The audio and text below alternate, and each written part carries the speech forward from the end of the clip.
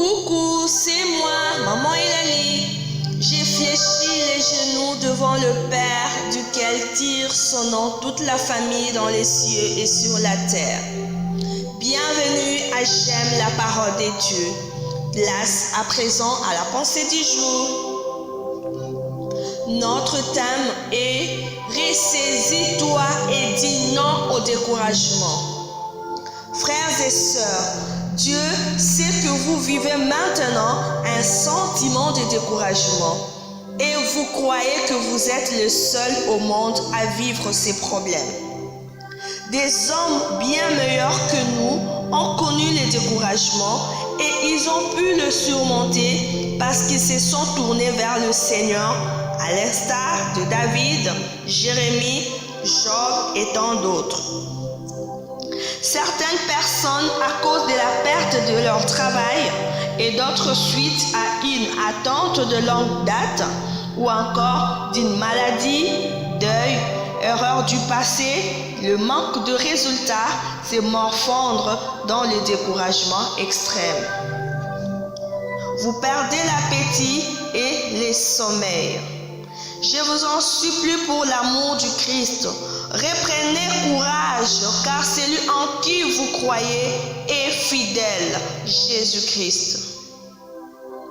Le diable cherche à travers votre découragement à vous mettre sur la touche. Esdras, chapitre 4, verset 4. La Bible dit: les gens du pays découragèrent le peuple de Juda. Ils l'intimidèrent pour l'empêcher de bâtir. Le but du diable, c'est de te décourager afin de t'empêcher d'atteindre le but. Non, vous n'avez pas le droit de vous laisser abattre par des pensées négatives alimentées par le diable. Surmonter les découragements est possible si nous nous tournons vers Dieu. Alors, c'est quoi les découragements? Le découragement, c'est une perte de courage.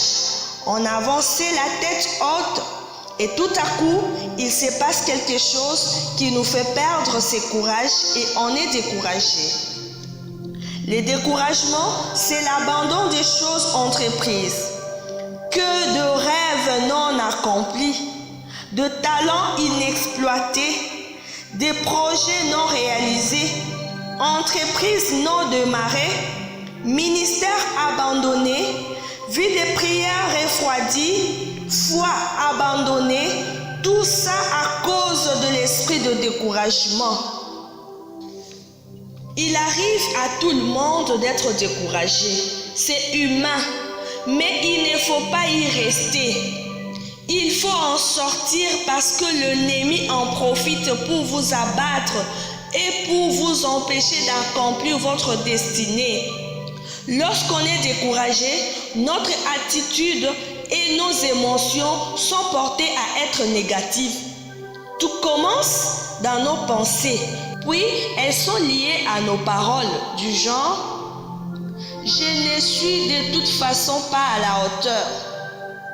Je n'ai pas réussi autant que je devrais à ce stade de ma vie. J'ai vieilli et je sens qu'il est trop tard. Je suis découragé de la vie. Plus on reste dans les découragements, frères et sœurs, plus il s'aggrave. Vous n'avez donc aucune excuse de rester dans un abattement profond en permanence. Le découragement est un choix. Si vous êtes découragé, c'est parce que vous avez fait ce choix. Il n'est jamais trop tard pour apporter des changements et transformer sa vie. Lorsqu'on est découragé, on peut avoir tendance à se retirer, à s'isoler des autres et le risque d'abandonner l'objectif fixé. Autant de raisons qui peuvent provoquer un important accès de découragement. Citons 1. La peur de la critique. Que vont-ils penser? 2. La peur de la responsabilité. Que va-t-il se passer si je n'y arrive pas? 3. La peur du fiasco. Que va-t-il arriver si je gâche cette occasion?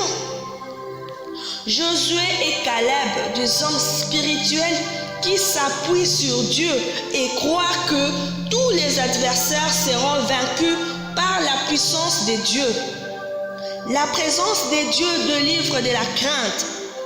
Si Dieu nous est favorable, il nous mènera dans ces pays et nous les donnera. Ne craignez pas les habitants de ces pays. L'Éternel est avec nous. Ne les craignez pas. Nombre chapitre 14, versets 8 à 9. Vous êtes dans les découragements, frères et sœurs.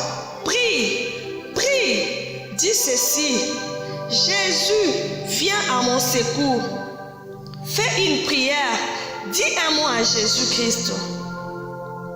Fortifie-toi et prends courage. Retournez au combat, vaillant héros. Ressaisis-toi et dis non au découragement. Que Dieu vous bénisse abondamment.